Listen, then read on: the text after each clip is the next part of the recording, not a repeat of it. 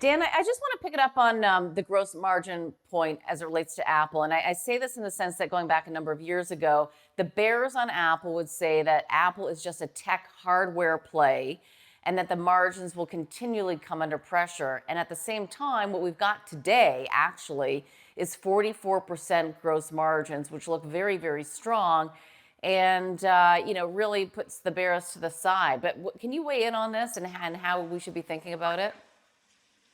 Yeah, Catherine, it's a great point. I mean, these are the best gross margins in a decade.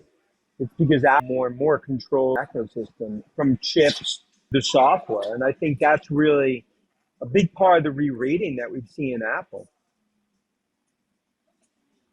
And what about the valuation right now? I mean, it's really kind of always looked quite attractive, but give us some perspective on that. Like, should people be thinking about Apple if they don't own it and buy it today? Or if you do own it, maybe add? What's the view?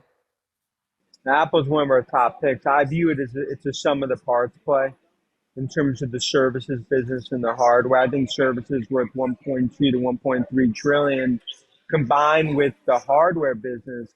I think this is a stock ultimately that could be back to 3 trillion as we go into the next 12 to 18 months. And I think these downturns that we've seen, they're the opportunities to own high quality tech with Apple being front and center. And what about the upgrade cycle? Is that something that will be a tailwind in 2023 or what's the timing of that?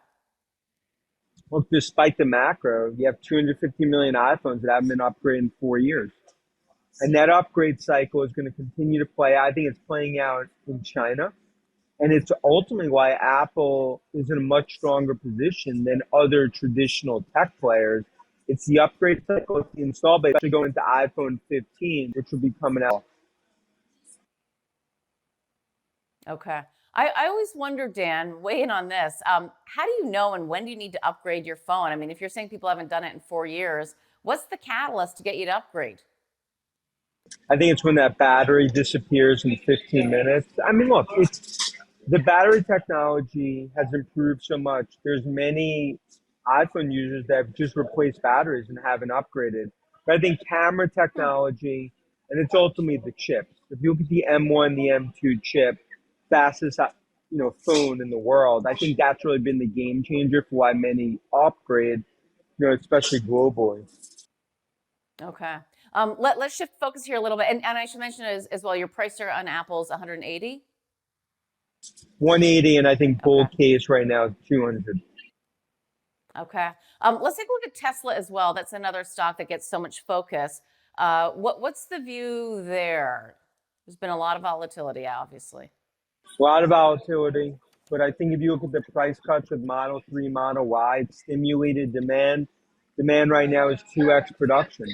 And I think in EV, we're still in the early days of this playing out. And Tesla, the scale now is much more global in terms of what they built out in China as well as Berlin and Austin.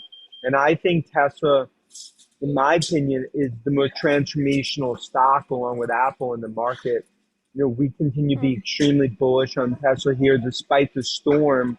And I think Musk is able to sort of navigate that better than any had feared. That's why the stock's up so much year to date. And when you talk about the storm, what aspect of the storm? There's a few, but in particular, what I'm thinking about is some of the competition within EV and the price cuts. Well, competition's increasing across the board. It's really an EV arms race that's playing out now globally. But then, of course, you have recessionary type environments, softer demand. But look, Tesla, in our opinion, in China, based on a survey where 3 of every 4 is looking to buy a Tesla. In the US, they own the market. Competition's coming from all angles, but that's also why they have to cut prices. But they could be able to do that at very strong margins. That continues to really be the focus. How do you look at and make sense of the valuation of Tesla? How should we be thinking about that? I think you have to view it as a disruptive technology name and not an automobile company.